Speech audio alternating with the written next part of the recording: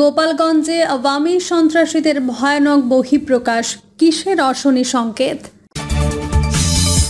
এবং সর্বশেষ জানাবো বিএনপিকে মাইনাস করার নেপথ্যে কারা। এতক্ষণ শুনছিলেন সংবাদ শিরোনাম, এবার বিস্তারিত।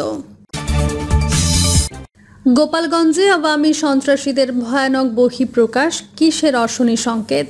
জাতীয় নাগরিক পার্টি এনসিপির কেন্দ্রীয় কর্মসূচি জুলাই পদযাত্রার আজকের গন্তব্য ছিল গোপালগঞ্জ। ফ্যাসিস্ট হাসিনার এলাকায় এনসিপির যাত্রাকে কেন্দ্র করে আওয়ামী সন্ত্রাসীরা যেন ওত পেতেছিল। পথে পথে ব্যারিকেড আর জায়গায় জায়গায় গাছ ফেলে আগুন, সবার হাতে ঢাল, তলোয়ার, টাটা, বল্লভ, সুরকি, লাঠি, রড, বাটাম, দাও, ছ্যান্দা, বড় ঐশী ও লম্বা লম্বা ধারালো অস্ত্র সহ রাস্তার মোড়ে মোড়ে অবস্থান নেয় নিষিদ্ধ আওয়ামী লীগ ও ছাত্রলীগের সন্ত্রাসীরা। তারা পুলিশের গাড়ি পুড়িয়ে দেওয়া থেকে শুরু করে আক্রমণ করে এনসিপি নেতা ২৪-এর গণঅভ্যুত্থানের অন্যতম সমন্বয়ক হাসনাত আবদুল্লাহ ও সার্জিস আলমের গাড়ি বহরে। এক কথায় এনসিপির সকল শীর্ষ নেতারা আক্রান্ত হন এই হামলায়। এর আগে এনসিপির এই কর্মসূচিকে কেন্দ্র করে গোপালগঞ্জ সদরে আজ সকালে নিরাপত্তার দায়িত্বে থাকা পুলিশের গাড়িতে ভাঙচুর করে আগুন দিয়েছেন নিষিদ্ধ ঘোষিত সংগঠন ছাত্রলীগের নেতাকর্মীরা। মুখোশ পরে পুলিশের পিকআপ ভ্যানে অগ্নিসংযোগ করার ঘটনায় ৫ পুলিশ সদস্য আহত হন। এছাড়া সকালে সদর উপজেলার গান্ধিয়াসুর এলাকায় ঘোনাপাড়া টেকেরহাট আঞ্চলিক সড়কে গাছ কেটে সড়ক অবরোধ করে আওয়ামী লীগ ও ছাত্রলীগের নেতাকর্মীরা।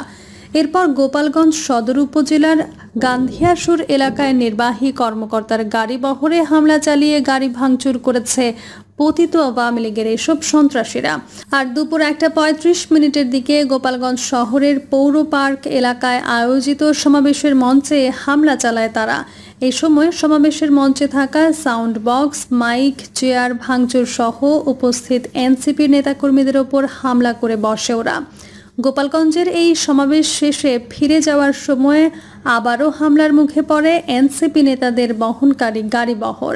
এমনকি আওয়ামী লীগ, যুবলীগ ও নিষিদ্ধ সংগঠন ছাত্রলীগের হামলায় অবরুদ্ধ হয়ে পড়েছেন হাসনাত আবদুল্লাহ, সার্জিস আলম ও নাসিরুদ্দিন পাটোয়ারি সহ এনসিপির কেন্দ্রীয় নেতারা।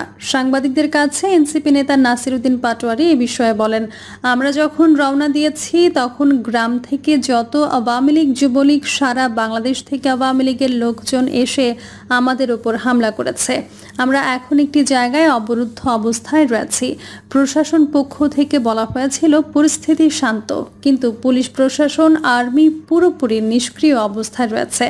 এর আগে শহরের সমাবেশস্থল থেকে বের হওয়ার পথেই কেন্দ্রীয় নেতাদের বহনকারী গাড়ি বহরের ওপর ব্যাপক ইট পাটকেল নিক্ষেপ করা হয়। সেই সময় পরিস্থিতি নিয়ন্ত্রণে আনতে ফাঁকা গুলি ও টিয়ার গ্যাস নিক্ষেপ করে পুলিশ ও র্যাবের পাহারায় এনসিপির নেতাদের শহর থেকে বাইরে বের করার চেষ্টা করা হলেও ব্যাপক হামলার মুখে তাদের আবার শহরে ফিরিয়ে আনা হয়।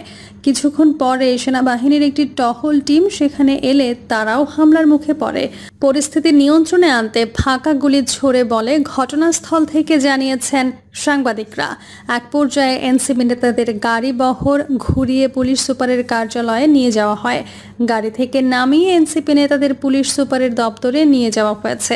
এদিকে রাজনৈতিক বিশ্লেষকরা বিষয়টিকে দেখছেন দেশের সকল রাজনৈতিক দল বর্তমান অন্তর্বর্তী সরকার ও স্বৈরতন্ত্র থেকে মনে প্রাণে বের হয়ে আসতে চাওয়া জনসাধারণের জন্য অশনি সংকেত হিসেবে। এর কারণ হিসেবে তারা বলছেন, স্বৈরাচার ফ্যাসিস্ট হাসিনার সন্ত্রাসীরা যে কতটা ভয়ানক হতে পারে তা আজকের এনসিপির পদযাত্রায় তাদের এই হামলা প্রমাণ করে। আর পতিত স্বৈরাচারের দোসর সন্ত্রাসীরা যে এখনো বাইরে বুক ফুলিয়ে ঘুরছে তা চোখে আঙুল দিয়ে দেখিয়ে দিল আজকে আওয়ামী সন্ত্রাসীদের এই ভয়ানক বহিঃপ্রকাশ। বর্তমান অন্তর্বর্তী সরকার সহ তাই অন্যান্য রাজনৈতিক দলগুলোকে সতর্ক থাকার পরামর্শ বিশেষজ্ঞ মহলের। বিএনপিকে মাইনাস করার নেপথ্যে কারা? পুরান ঢাকায় ব্যবসায়ী খুনের ঘটনাকে কেন্দ্র করে বিএনপির ওপর ভয়ঙ্করভাবে ফুঁসে ওঠা নিয়ে রাজনৈতিক অঙ্গনে নানা প্রশ্ন দেখা দিয়েছে। মব বিষয়টি নিয়ে একটি রাজনৈতিক দলের খুব দ্রুত প্রতিরোধের ডাক দেওয়া নিয়ে সবাই সন্দেহের চোখে দেখছেন। পুরান ঢাকায় ব্যবসায়ী নৃশংস খুনের ঘটনাকে পুঁজি করে রাতারাতি দেশবাসীকে বিএনপি ও তার একেবারে শীর্ষ নেতাকে ঘায়েল করে ফেলার চেষ্টা অনেকের কাছে রহস্যজনক ঠেকেছে।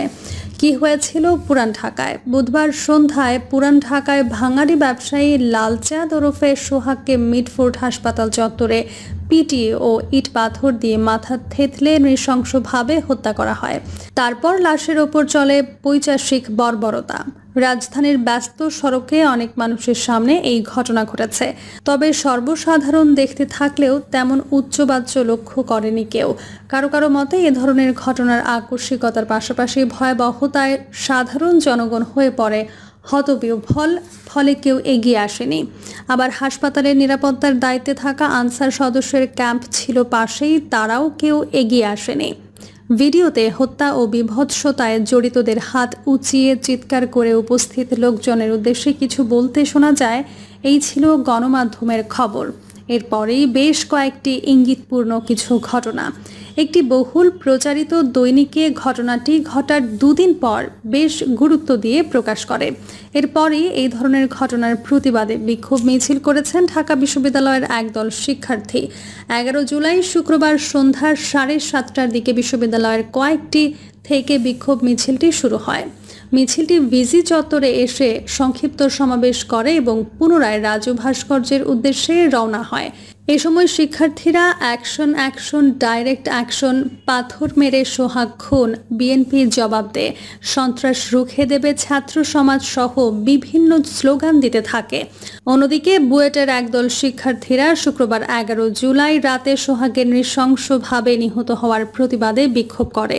মিছিলটি বুয়েট শহীদ মিনার এলাকা থেকে শুরু হয়ে ঢাকা বিশ্ববিদ্যালয়ের রাজু ভাস্কর্যে এসে সংক্ষিপ্ত সমাবেশের মাধ্যমে শেষ হয়। এদিকে এই ঘটনার প্রতিবাদে কুয়েট, খুলনা প্রকৌশলী ও প্রযুক্তি বিশ্ববিদ্যালয় সহ বিভিন্ন স্থানে বিক্ষোভ ও মানববন্ধন হয়েছে। শিবিরের মিছিল। এর পরের দিন মাঠে নামে শিবির। পুরান ঢাকার মিডফোর্ড হাসপাতালের সামনে ভাঙাড়ি ব্যবসায়ী লালচাঁদ ওরফে সোহাগকে প্রকাশ্যে নির্মমভাবে পাথর মেরে ও কুপিয়ে হত্যার প্রতিবাদ জানিয়েছে ঢাকা মহানগর দক্ষিণ শাখা ছাত্র শিবির। একই সঙ্গে সারা দেশে চলমান চাঁদাবাজি ও সন্ত্রাসী কর্মকাণ্ডের বিরুদ্ধে বিক্ষোভ মিছিল করেছে সংগঠনটি। শনিবার 12 জুলাই সকাল 11টার দিকে জগন্নাথ বিশ্ববিদ্যালয়ের কেন্দ্রীয় শহীদ মিনার থেকে শুরু হয় এই বিক্ষোভ মিছিল। মিছিলটি রায় সাহেব বাজার ও তাঁতিবাজার অতিক্রম করে মিডফোর্ড হাসপাতালের সামনে পৌঁছায়। পরে মিডফোর্ড হাসপাতালের সামনে সংক্ষিপ্ত সমাবেশের মাধ্যমে কর্মসূচি শেষ হয়। জামায়াত প্রধানের ফেসবুক স্ট্যাটাস।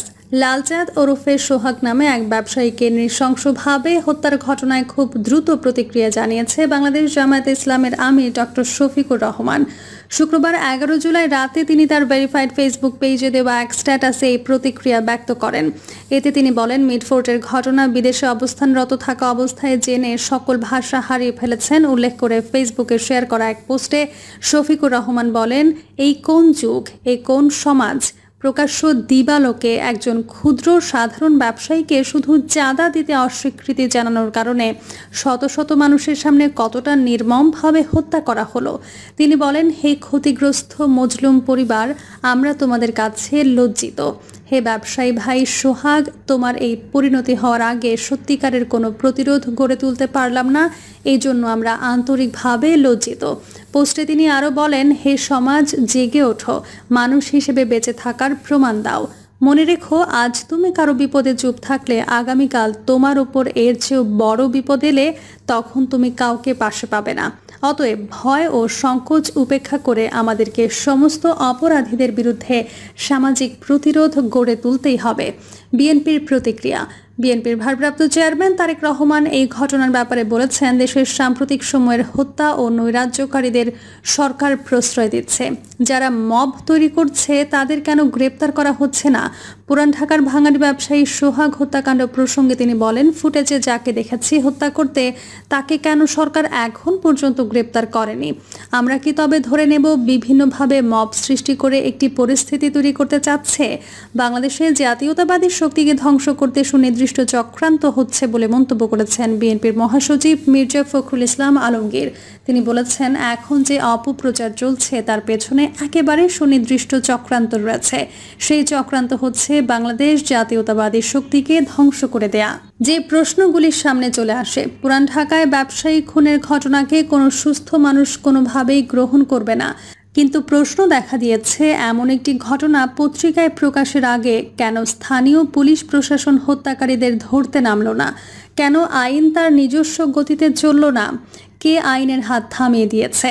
বিএনপির পক্ষ থেকে কোনো পর্যায়ে নির্দেশ ছিল? বরং দেখা গেল যে চারিদিক থেকে পুরান ঢাকায় ভাঙাড়ি ব্যবসায়ী লালচাঁদ ওরফে সোহাগকে মিডফোর্ট হাসপাতাল চত্বরে পিটিয়ে ও ইট পাথর দিয়ে মাথা থেতলে নৃশংসভাবে হত্যার প্রতিবাদে ঝড় উঠলে আইন শৃঙ্খলা বাহিনীর সদস্যরা তৎপর হয়েছে।